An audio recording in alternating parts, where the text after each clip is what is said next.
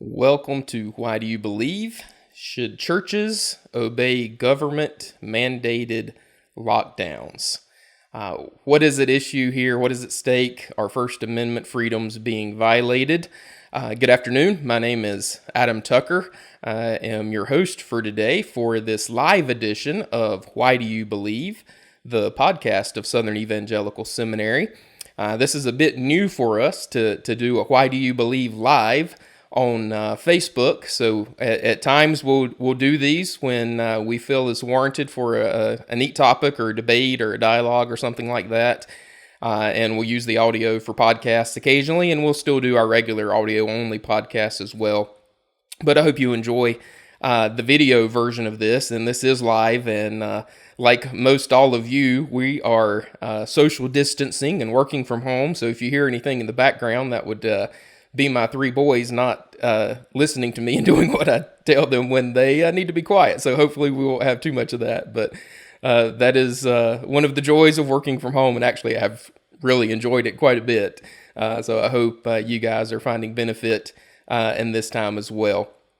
So today we are going to talk about this whole issue of religious freedom, First Amendment freedoms, government mandated lockdowns, and all those good things. And to do that with us is my boss and someone many of you I'm sure know, Dr. Richard Land. Dr. Land, thank you for joining us.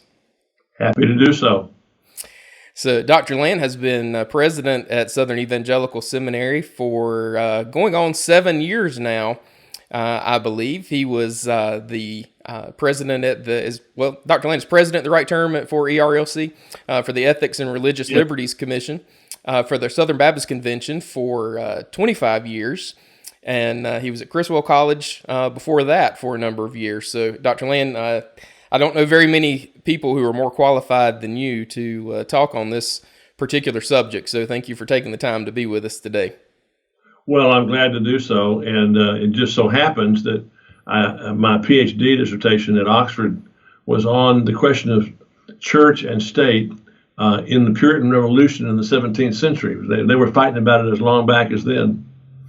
Well, excellent. Well, like I said, there's not many more people qualified than yourself for this particular issue. So just to put things in context, not that much context is needed, many states in our union, and we're here in North Carolina, are experiencing government mandated lockdowns currently, and many businesses are closed, churches are closed, at least the physical doors, and we've been, I guess, experiencing this for around a month now, and tremendous economic impact being experienced by many. And I think I've seen at least many of my friends, my Christian friends, having extreme responses to this mandated closure, and both extremes. Either, this is good, we should all stay indoors as long as we can to stop the spread of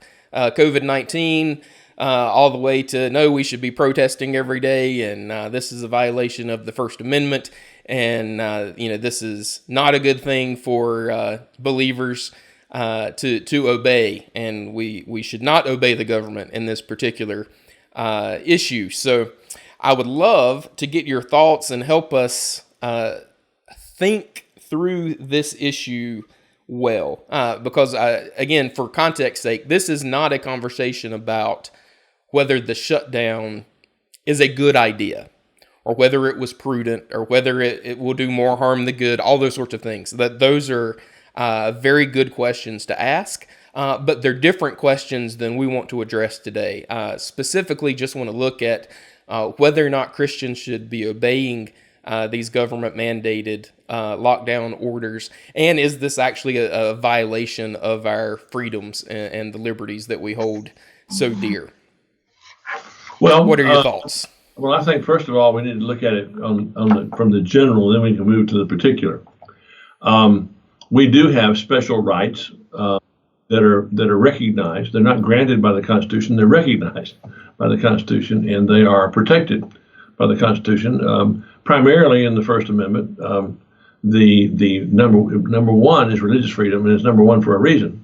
because it was the reason it was put in there. And freedom of speech and freedom of assembly are there to help protect freedom of religion. The government shall not establish a religion, and there'll be no governmental interference with the free exercise thereof. Now, that's the general principle, and we need to defend it. We need to guard it. But no freedom is absolute in a society. For instance, government says there'll be no interference with the free exercise of religion. But if you belong to a religion that believes that blood transfusions are immoral and you shouldn't have them, the government has decided, and I think rightly, that if you're an adult and you're an adherent of one of those religions and you want to not have blood transfusions, that's your right. The government can't force you to have one. But if you have a minor child, the child is not old enough to understand what making that decision is and the consequences of that decision. And so the government can interpose itself between the parent and the child and say that we have a compelling interest in the protection of the child, and they can take custody of the child in order to get the child a blood transfusion if that's what's recommended by the doctor to avoid serious medical consequences. And I agree with that decision. Now, in this case, I would be out on the ramparts protesting as well if the government was just shutting down churches. If they said, we're just going to shut down churches, we're not going to shut down businesses, we're just going to shut down churches as social gatherings. Well, that would be clearly a violation of the First Amendment. It would be a violation of our rights. But that's not what, in this case, that's not what happened. What happened was the government was trying to enforce social distancing, and they shut down all assemblies of larger than 10, larger than 6, larger than 2 in one case. And I think that the reason for it was to protect people from exposing others and then exposing the people they come into contact with. Because think about all the people that go to a church and how many contacts they have with other people, family members and others during the week, and how they could expose them to this extremely contagious virus. And it's not as if we don't have other modes of worshiping. In fact, several of my colleagues have told me that they have been doing virtual services, and they're getting more people signed up to watch and are watching the virtual services than ever came to the worship service in person. And a significant percentage of them are unchurched people who are making inquiries, and it's really become an evangelistic opportunity. So, I think where the government goes too far is when, for instance, we have a case in Kentucky where the people were coming to the church on Sunday morning and staying in their cars. And it's sort of like a drive-in movie, and they'd have a speaker or they'd have a radio station they could tune to on the radio, and they could see each other, they could wave at each other in their cars, and they could hear the sermon, but they weren't violating any of the social distancing orders. And some of the local government officials gave them tickets, gave every person in the car a ticket. Or in one case in Kentucky, put nails in the entry to the parking lot, trying to keep them from coming in. Now that is utterly wrong. It ought to be totally resisted, and they ought to go to court and they ought to hammer those authorities. And the Attorney General, Chief Attorney General Barr, has made it pretty clear that he thinks that some of these measures have been very draconian in their interpretation. I mean, I've been a little surprised at the authoritarian streak that has revealed itself in a lot of politicians at the local and the state level. Who seem to, in New Jersey, they were asked about how does this square with the First Amendment when it comes to freedom of assembly, and he said, well, that's above my pay grade. Well, not if he's the governor of the state. He's taken an oath to uphold the Constitution. If interpreting the First Amendment is above his pay grade, he needs to quit. He's disqualified from being in there. But this brings up an age-old conflict that's as old as the church, where in Romans 13, we are commanded to be obedient to the civil magistrate for conscience sake, that God ordained government, and he ordained government to punish those who do evil and to reward those who do that which is right. And not just governments we like. I mean, after all, when Paul wrote that, he wrote it to Christians in Rome, the seat of the Roman Empire, which was hardly a democracy. It was a dictatorship. But he said, you're to be obedient for conscience sake. You're to, and that means being obedient to the law means paying your taxes. But then in the book of Acts, when the Roman government told Peter and John to quit preaching, they said, no, we can't do that. We have to obey God rather than man. And Jesus held up a Roman coin and said, we must, this is Caesar's. Render unto Caesar the things that are Caesar, but unto God the things that are God's. And so that reveals that tension. In St. Augustine in the City of God talked about the kingdom of God is here, but not yet. It's here in every church as a colony of heaven, but it's not yet in that, the world is unredeemed. And so there are going to be these conflicts. And that is the root of Christian civil disobedience from the Anabaptists in the 16th century to Baptists in the 17th century in England and in New England, and Dietrich Bonhoeffer and Martin Luther King Jr. At some point your ultimate allegiance is to God. Now, I think that in this particular case, that in terms of gathering in large groups, where you extend the right hand of Christian fellowship and all of this, I mean, it's pretty hard. I've never been to a Baptist church service where we maintain 6 foot distance, even when it was sparsely attended. So I don't see complying with this order as long as it doesn't go so far as to do away with, to try to make illegal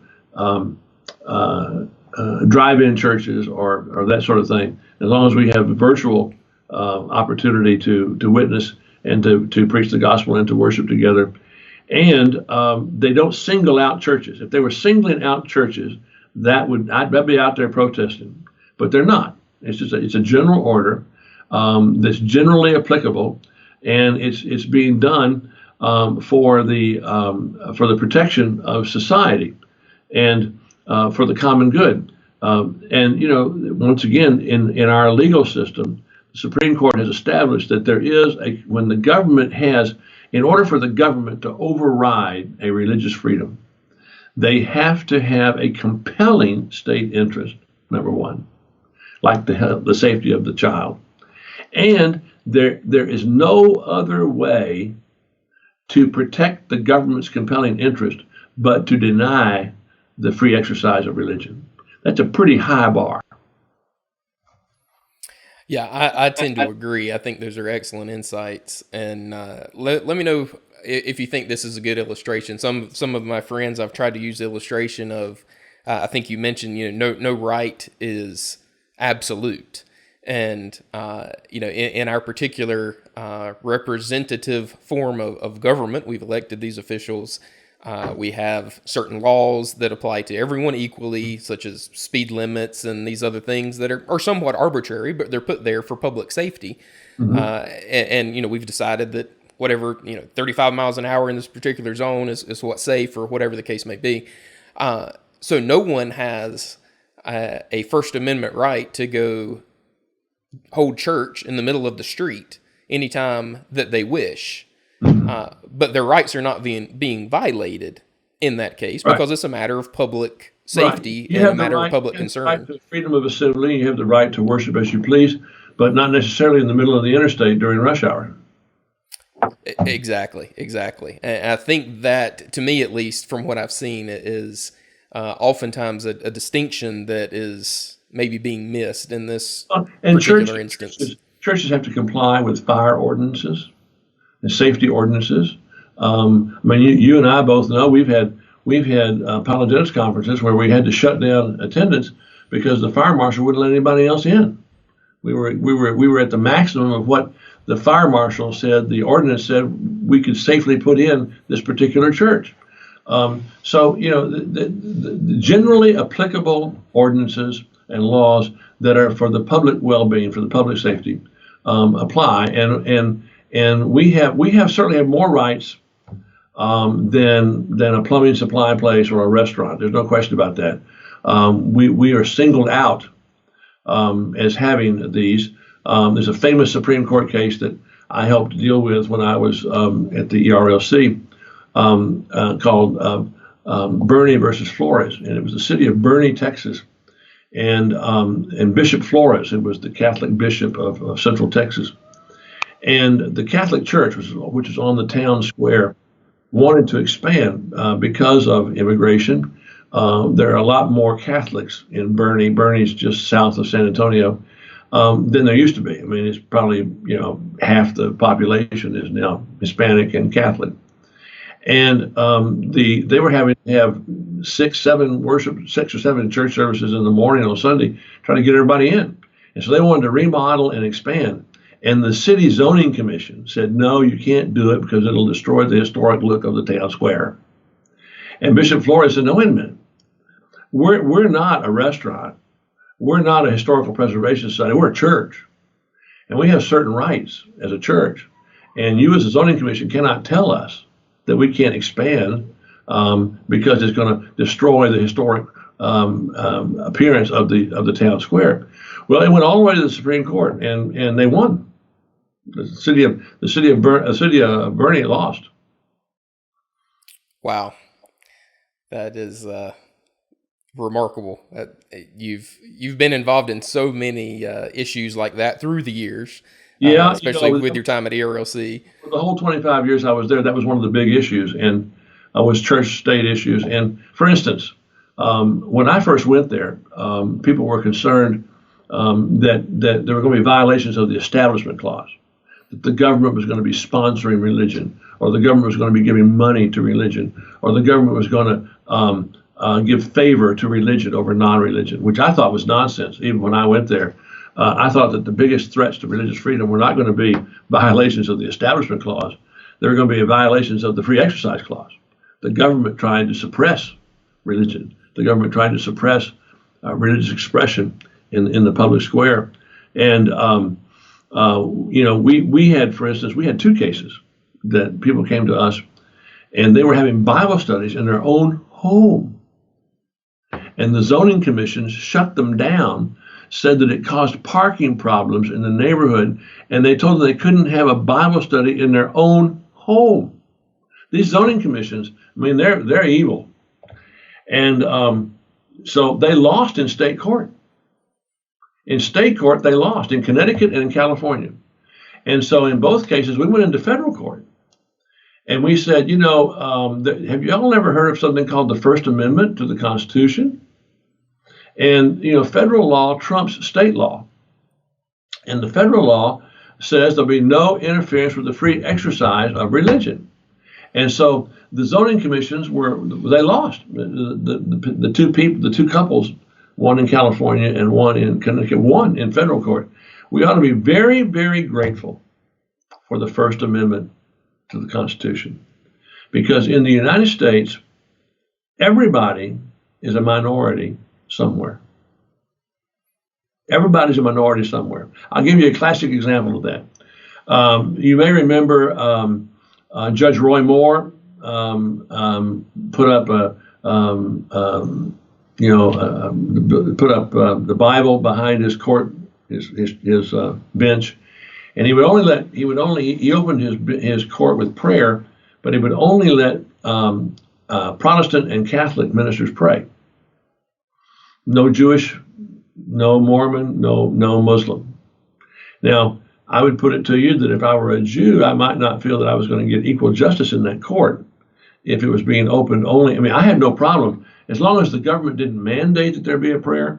If the judge wants to open his court with prayer, I've got no problem with that, as long as he doesn't exclude anybody. He can't in a federal court say, no, we're only going to let Protestants and Catholics pray. Well, and so there was a court order that he had to cease and desist that. And my trustees, now the ERLC has trustees. They have trustees from every state that has Southern Baptists. So there's a trustee from Alabama, there's a trustee from Mississippi, there's a trustee from New Mexico, there's a trustee from California, there's a trustee from New York, And so now I was prepared to address the issue and to do so somewhat forcefully. In fact, it's one of 3 times I went into the meeting. It was the annual meeting of the trustees. It's one of 3 times that I went into the meeting with my letter of resignation in my pocket, because there were some places I wasn't going to go. If they were going to endorse what Judge Moore did, then I was going to resign. So my chairman got up there and made a motion that we endorse Roy Moore, and then they got into it, and I waited. I was just going to wait and let them debate it, and then I would weigh in. Well, my trustee from Alabama and my trustee from Mississippi and my trustee from Arkansas were all for it, but my trustee from Utah said, I don't think we want to do that, because we'll have a Mormon. We'll have the Angel Moroni behind the judge's bench in Utah. And then my trustee from New Mexico said, I'm against this. He said, if we have that principle in place, we'll have a Native American totem pole behind the judge's bench in New Mexico. And then my trustee from California said, God knows what we'll have behind the judge's bench in California. Pagan God or something. So where the Baptists were in the majority, and they didn't have to worry about, being a minority, they were all for it. But what everybody should remember is, and by the way, it was defeated. They voted down the motion. So I didn't have to take a stand and exercise my right. But everybody's a minority somewhere. Mm-hmm. And the First Amendment, all of the Bill of Rights, are not there to protect the majority. They're there to protect minorities. They're there to protect people from the tyranny of the majority. Yeah, that's an excellent point. And it's hard, I think, for a lot of believers to consistently hold to those kind of views. But in a nation such as ours, you have to. George W. Bush is a good friend, and he took a lot of flack after 9/11 when he went to a mosque and had some Muslims in for some observance at the White House. Well, I defended him because I said, look, he's the president of all the people, and Muslims have the right to religious freedom in this country. Right. And so what he was doing was he was saying, we should not let this attack by these Islamic terrorists tempt us to deny the rights of Muslims to freedom of conscience. And, one of the things I always remind people of, I said, look, you got to make a distinction between Muslims and Islamists. 90% of the people that have been killed by the Muslim terrorists worldwide are Muslims who refuse to knuckle under to this one sort of blood cult interpretation of Islam. Exactly. So let me go back to something you mentioned a while ago, which was the drive-in church in Kentucky, and I've heard several stories like that. And right here in Charlotte, even we're currently dealing with an issue where I think it was David, one of the Benham brothers, David Benham, was arrested a week or two ago for being with, I think, 3 or 4 other sidewalk counselors outside of a abortion clinic. And they have video of this, but the charges against them were, gathering. I think it started out gathering of 10 or more people, and they didn't have 10 people. They were social distancing. They even drew lines on the sidewalk for, distance purposes. So they were made sure they were in compliance. They had hand sanitizer with them, all these things. Then I think the charges escalated to, a protest of 50 or more people or something like that. And I mean, it just continues to build. And, I think they have the Alliance Defending Freedom involved now and working with them to combat this. But how can we... That brings up a very good point. Sure. When these cases go to court, one of the truest things in judicial history is bad cases make bad law. So if I'm going to go to court and try and defend the First Amendment. I want a case like that one, not a case by some pastor who says the government has no restrictions on us. We're going to have a church service just the way we've had it before. We're going to ignore the social distancing thing. We're just going to trust God, and we're going to have our meetings and go forward. That case can result in losing some First Amendment freedom. Whereas the Benham case, from everything I know about it, that will reaffirm the right to assembly. I think the drive-in church will reaffirm that, as opposed to somebody who is, blatantly just disregarding it and saying the government has no right.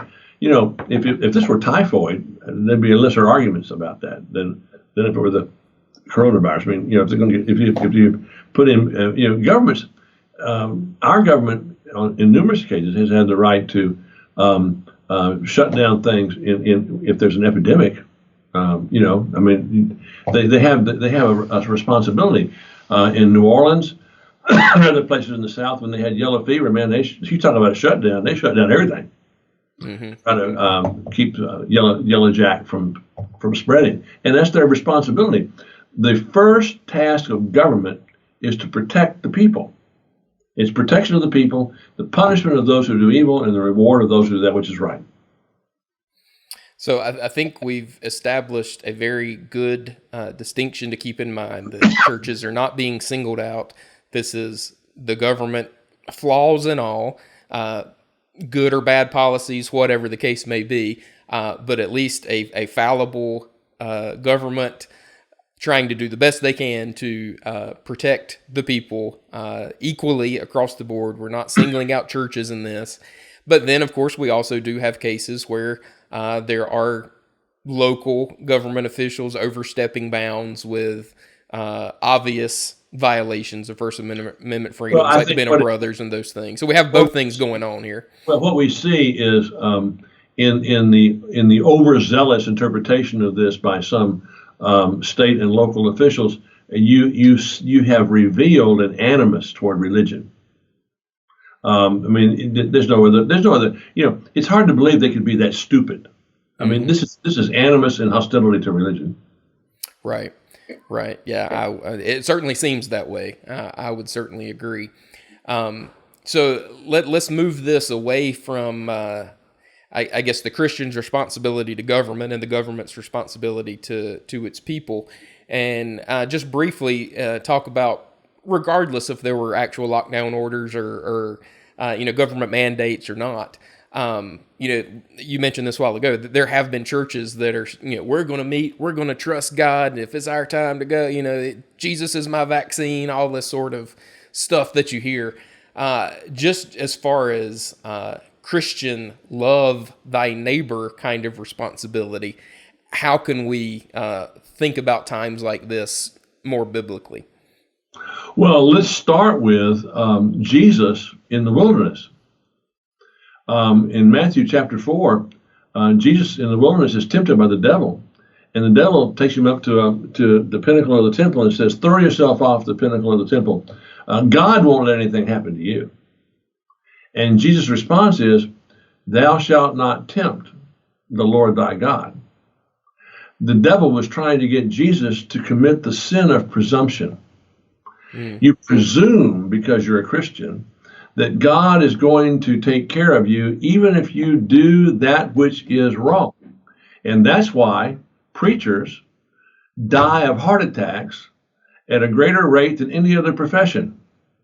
Part of it's deacons and elders, but part of it is they assume that because they're doing the Lord's work, they don't have to abide by the normal rules of taking care of your health and eating the right thing and getting enough rest and getting proper exercise. It's to me, this is no different. If you say, well, I don't care what the government says. We're gonna meet and we're gonna fellowship and we're gonna pretend as if the coronavirus doesn't exist because if we have enough faith, God won't let us get the coronavirus. To me, that's the equivalent of a snake handler. Mm-hmm. I'm going to prove how much faith I have by wrestling with a rattlesnake. Right. It proves how stupid you are. I'm not sure it proves how much faith you have. Yeah, complete misunderstanding of biblical faith in the first place. So for those who may be listening or watching this later, or whatever the case may be, and are interested in these ethical kind of issues and the morality of the public good and all of those things that we've been talking about today, you will be teaching a Christian ethics, the Bible, and moral issues module class coming up actually just in a few weeks, May 11th through the 16th. At Southern Evangelical Seminary. That'll be live streamed, so regardless of where you are, you can join live. It'll be recorded as well, so if you miss a live stream, you can we're based catch in the recording. Charlotte. We're based in Charlotte, but you can take us anywhere. That's right. That's right. So tell us a little bit about that course. So for those who don't know, we offer several module-based courses several times a year, and those are week-long courses, so you'll have all the classroom work done in a week. So lots of lectures, and then you'll have 14 weeks or whatever it is to finish the work of the class. So. And I enjoy teaching them. We teach them at night from 6 to 10, Monday night, Tuesday night, Wednesday night, Thursday night, Friday night, and then Saturday morning. And so we get all the lectures in, and I encourage people to try to read some of the reading beforehand. But then they've got 15 weeks to fulfill the reading requirements. They can go back and listen to the lectures. One of the things I like about the way we do this is that we live stream it. It's really like you and me talking here. It's amazing. But they can go back and listen to the lectures again if they want to before they take the midterm. If there's something they want to refresh themselves on, they have access to go in and listen to the lectures again. And we discuss, the hot issues. There's very few that are hotter than the question of freedom of conscience and separation of church and state and what that means in our society. And it's a very debated and heated topic in our society. We talk about the life issue, about the sanctity of human life, from conception to natural death and everywhere in between, because we have loose in our society what Pope John Paul II called the culture of death. And it's gone from the womb to the nursery, to the nursing home, to the intensive care unit. And we're seeing attempts to ration care.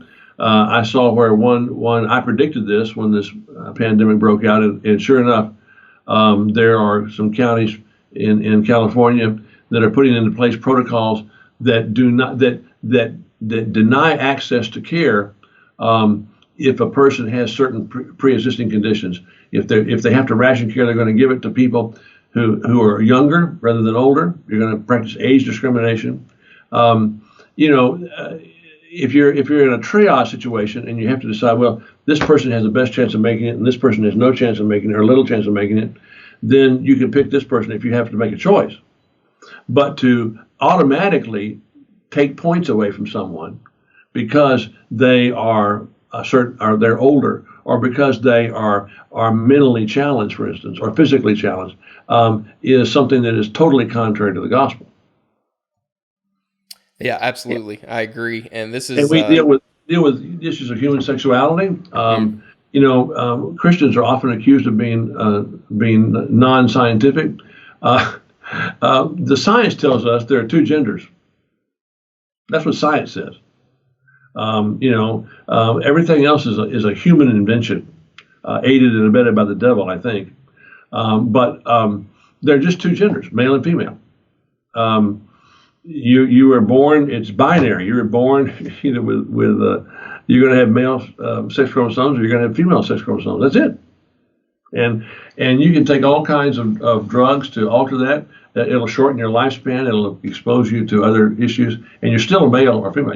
If you're born a male, you have male chromosomes in your genetic pool and in your body for the rest of your life, no matter how many drugs you take. If you're born a female, you got female chromosomes. It's just a reality.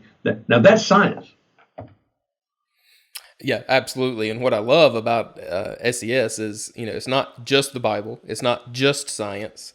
We also get into the philosophical underpinnings of these things. Right. And that, for me, at least from my personal experience, really helps you think much more deeply about these moral and ethical issues and be able to navigate some of these finer details and make some critical distinctions in the various debates. We also actually have another module coming up in June. It'll be June 22nd through the 27th. The metaphysics and ethics of emerging technology that Dr. Timothy Brown will be teaching. I think you may join him on some of that as well. I'm not sure. I'm going to be the second chair on that one. That is, we are facing issues that nobody's ever faced before. Human beings have never faced them before. We're being presented by challenges from technology. First of all, when it comes to the end of life, when does life end? Because we've been able to extend it in such incredible ways. And secondly, what is a human being? And what and who is a human being? And we're talking now about artificial intelligence, and we're talking about artificial enhancement. Now, I personally think that the biggest challenge to humanity is not going to be artificial intelligence. I don't think we're going to create a robot that's going to be like a human being, only better, only smarter. But I do think that we are very, very close to being able to artificially enhance human beings to make them, quote, superhuman. Mm-hmm. Now, the problem with that is that we're not God. We're fallen, sinful men. And so what we think makes somebody superhuman is going to be flawed. And we're going to be enhancing some of the wrong characteristics in human beings. Right. A characteristic for domination, a characteristic for exploitation, etc. But I think we're getting very, very close. And then we have a question of how much artificial material can you put into a human being, and that human being becomes more or less than a human being. Right. And those are issues we're going to have to deal with. We better start thinking about them now. Exactly. Whole question of genetic engineering. Yes, wonderful. If we can go in utero and we can fix the gene that causes muscular dystrophy, wonderful. But when we start talking about, we think certain traits are better than other traits. For instance, just to give you a normal example, we have a prejudice in our society and in Western society against vertically challenged men. I mean, the ample evidence of that. CEOs are 5 inches taller on average than the average American male. Now, this is one thing. And it's so bad that there are parents who give their children, their boys, human growth hormone because they're concerned they're going to be short, knowing that it increases their chance of cancer, various kinds of cancer. But they do it anyway. Well, what if we say, okay, we're going to go in, we're going to eliminate the short gene, and we're going to make everybody tall, so everybody gets taller and taller and taller, and we all look like NBA people in the NBA. Now, men who are tall die younger. That's also a fact. Now, the theory is, this is the theory that there's a greater strain on their heart. If they're 6'3" or 6'4" compared to 5'9" or 5'10", there's a greater strain on their heart because it's got to pump a lot longer. My heart should be good then. Well, but seriously, are we gonna all be blonde and blue-eyed? It depends on what your prejudice is. Right. In our society, we have certain prejudices.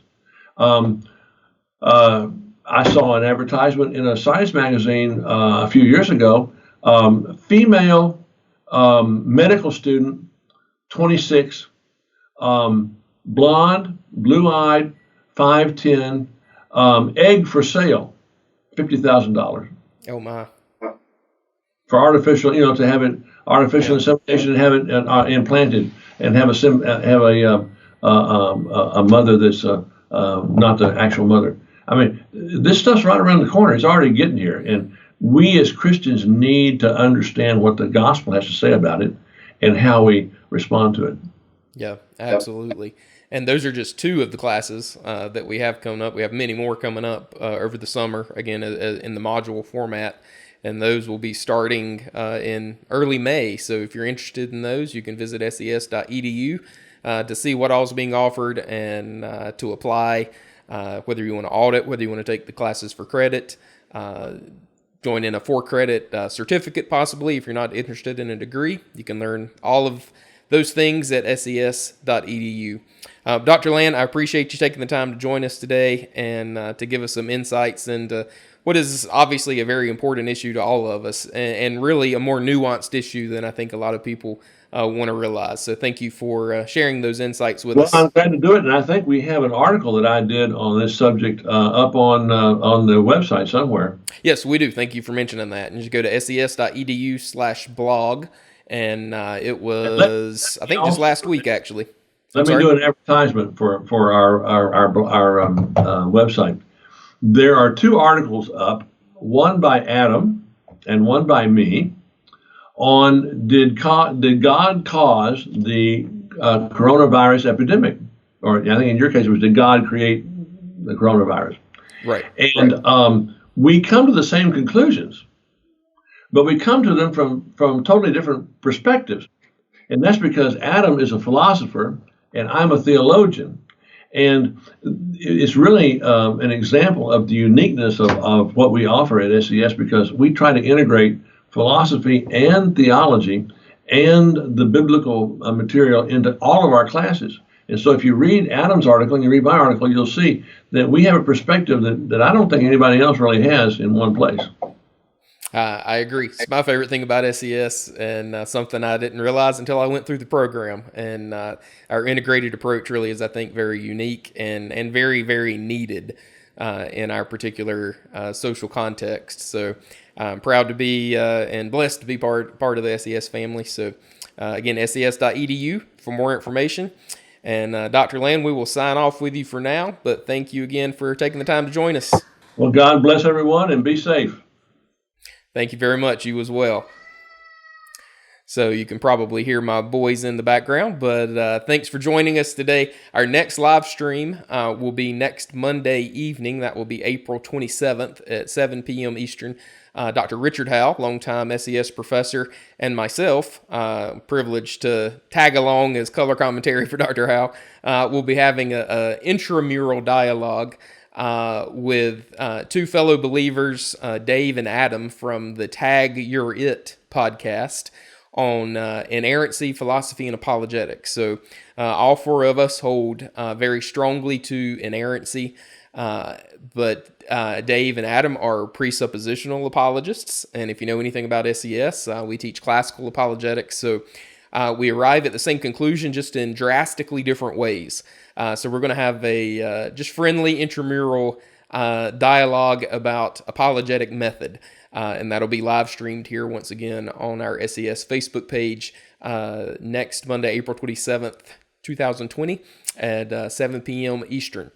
And once again, visit ses.edu for more details on studying with us, upcoming events, blogs, podcasts, all that good stuff. You can also download our SES mobile app, SES Apologetics, in the App Store for over 500 hours worth of free apologetics content.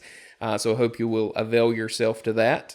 And until next time, look forward to seeing you again. Stay safe, stay healthy, and God bless. Providing an integrated approach to theology, philosophy, and apologetics that will equip you to proclaim the gospel, engage the culture, and defend the truth.